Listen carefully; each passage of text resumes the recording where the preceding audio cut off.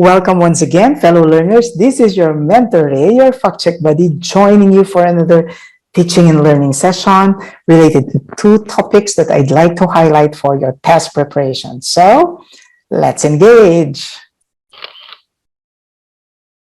The two topics that we're going to talk about today would be thyroidectomy and hypocalcemia. So let's establish the relationship between these two conditions. First, let's try answering a sample question. What if a question such as this pop out of your computer screen first, okay, while you're taking your exam? So let's read through it. A patient has a serum calcium level of 3.8 milliequivalent per liter. Which question is appropriate for the nurse to ask the patient? Now, the crucial thing that you have to focus on related to this question would be your normal values. And we know for a fact that normal values would differ from one reference to another. That's what's making it difficult for us to memorize it.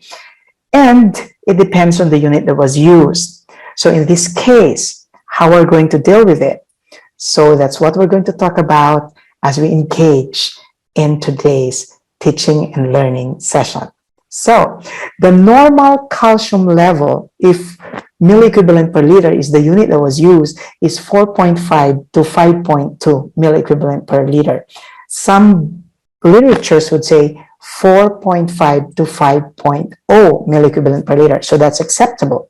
Now, what about if the unit that was used would be milligrams per deciliter? So just a memory jog, try to multiply your milliequivalent per liter by 2, and that could approximate the milligrams per deciliter normal value of calcium. So if we're going to multiply 4.5 to 5.2 milliequivalent per liter by 2, then we will have a value of 9 to 10.5 milligrams per deciliter.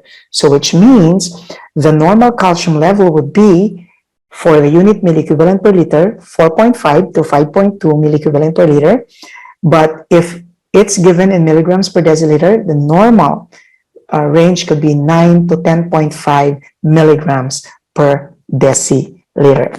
But that's just the tip of the iceberg. What if when you check through the 4 options, you are given these options?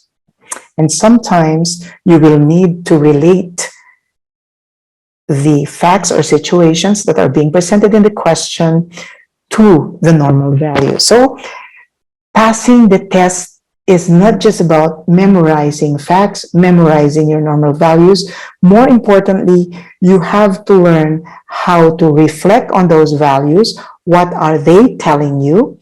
And what are the implications in terms of the patient's condition? So let's call in our functional concepts. But before that, let me share today's good news. And this is, let's greet her, Criselda Bayo Garcia from Onciano Colleges here in the Philippines, for passing the Texas Board of Nursing last December 4, 2021. Congratulations, Criselda, who is now a USRN. I hope our viewers and listeners could also follow your route. Okay? So those of you who would want to aspire to become USRNs, join me in this mission. Our goal is to provide free NCLEX RN application and review 200 nurses. We've done that last year. We're doing it again this year. So if you want to be one of them, send me an email. And of course, a short essay on why you have to be one of the 100 nurses. We'll be given free NCLEX RN application and review. To help us achieve this, just watch and finish the ads in our videos. And for those who have done so, thank you so much. May your tribe increase. So let's begin with the functional concept. Thyroidectomy is indicated for Graves' disease, thyroid cancer, toxic multinodular goiter. So this could be a potential treatment for patients with hyperthyroidism. So after thyroidectomy, the drain on the incision will be removed after several days or on the morning after surgery if the drainage is less than 15 ml in a 6-hour period, and if it just contains serous fluid. So which means it would depend on the drainage in terms of the characteristics and the amount. Next, the voice may be hoarse. So you will need to check on the cranial nerves or vagus nerve if the voice become hoarse and the patient may have trouble talking or chewing. Recovery takes approximately some literatures would say 3 to 6 months, some would say 6 months to 1 year. So let's take the extreme range. That's going to be 3 months to 1 year. And then permanent problems with chewing, speaking, or swallowing may develop if there were complications that were not prevented during the procedure. So after thyroidectomy, you instruct the patient to try to walk daily, avoid heavy lifting just for 3 weeks, not for the rest of their lives, but just for 3 weeks. Avoid hyperextending the neck backwards for 2 weeks, and then take a shower when the drain has been removed. And we've said a while back that it could be removed on the morning of the surgery, depending on the drainage, the amount, and of course, the characteristics. So sometimes for some patients, it would take several days before the drain is removed. And only when the drain is removed can the patient be permitted to have a full shower. So when we talk about thyroid surgery, there are common complications like hemorrhage, and we'll talk about how to assess for this in a while through our functional concepts. Hypothyroidism, because the thyroid gland has been removed. So the patient could become sensitive to a cold environment. And then hypoparathyroidism, because the parathyroid glands are located behind the thyroid glands, there is a chance that with the removal of the thyroid gland, the parathyroid glands are accidentally removed. And we all know for a fact that your parathyroid gland produces your parathormone that helps maintain calcium balance in the body. So without the parathyroid gland, we don't have adequate parathormone. Without parathormone, there's going to be hypocalcemia. And when you have hypocalcemia, it could result to laryngospasm. So you need to keep a tracheostomy set at the bedside after thyroid surgery, such that if laryngospasm occurs, there's something that can be inserted to maintain a patent airway. Okay? And then, of course, hypocalcemia. So it's very important that we need to assess the signs and symptoms of these complications. Here are our functional concepts. After thyroidectomy, start with cold drinks or ice cream to decrease painful swallowing. Now, you have to be very, very careful. If you're thinking about frequent swallowing is associated with bleeding after tonsillectomy and not after thyroidectomy.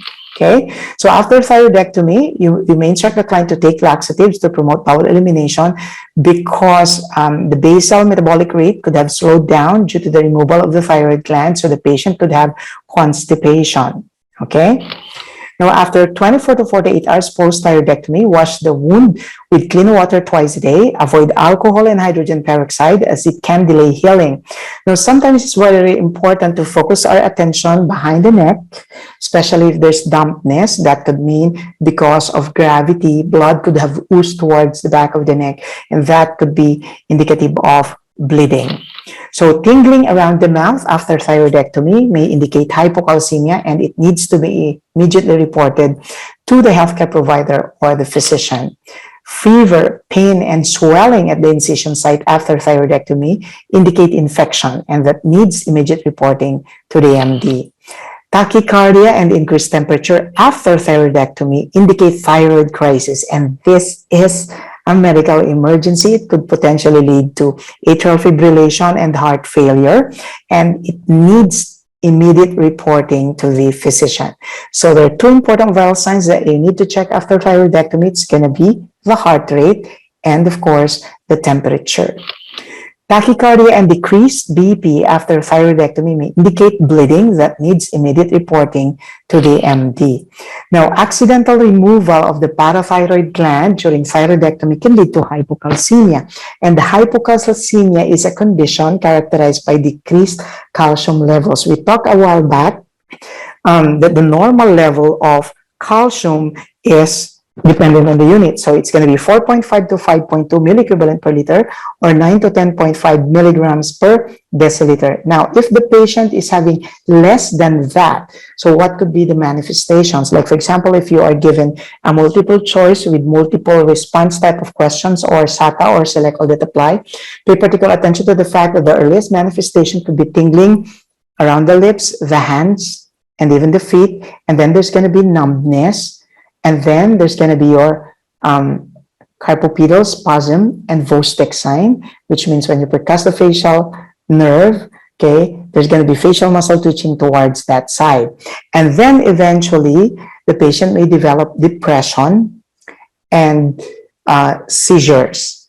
Now, some of the effects of hypocalcemia would include scaly skin, changes in the nails, and then rough hair. So all of these could be associated with hypocalcemia.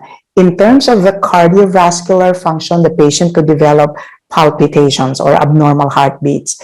And then in terms of muscle functioning, the patient could develop muscle cramps. So how is the condition diagnosed? This is usually done through a blood test that directly gives the healthcare provider an idea of the calcium level of the patient. Now, if it is indeed proven by a laboratory test that the calcium level is low, so it has to be corrected. They will administer calcium gluconate either intravenously or by infusion. And then they would also administer vitamin D that will help facilitate the absorption of calcium. Some literatures actually identify vitamin C and vitamin D as responsible for the facilitation of the absorption of calcium. So you may, if you are given an option and you are given a type of question that would ask you to select all that apply, and you have in the option vitamin C, you can check it too. Okay, so let's move on. Now, let's try answering the sample question. A patient has a serum calcium level of 3.8 milliequivalent per liter. Which question is appropriate for the nurse to ask the patient? So is it 1, do you have diabetes? It's not associated with the calcium level. 2, are you smoking? It's not also associated with the calcium level.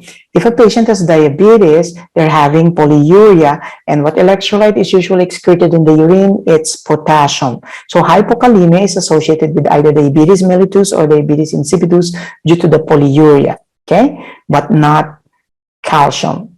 So 3, did you have thyroid surgery? This is more like it. But what about if this is restated as, did you have neck surgery? Yes, that could also be a potential correct answer. And are you taking diuretics? Once again, this is about your potassium. So the best answer is number 3. Okay, so I hope I was able to clarify this question for all of you fellow learners. So if you want some more, let's learn together. Send in your request to my email, mentor.raygapuz@gmail.com. Once again, here's your mentor Ray saying, a functional concept a day keeps your NCLEX RN fears away. So if you love this video, please don't forget to subscribe, share, and hit the like and bell buttons so that you'll get notified when we upload videos. So we usually regularly upload videos every week. You can share it to your friends. You can share it to those who need help. Please do so, and kindly also tell them to keep on finishing watching the ads. We need that for our scholars. Thank you. Until our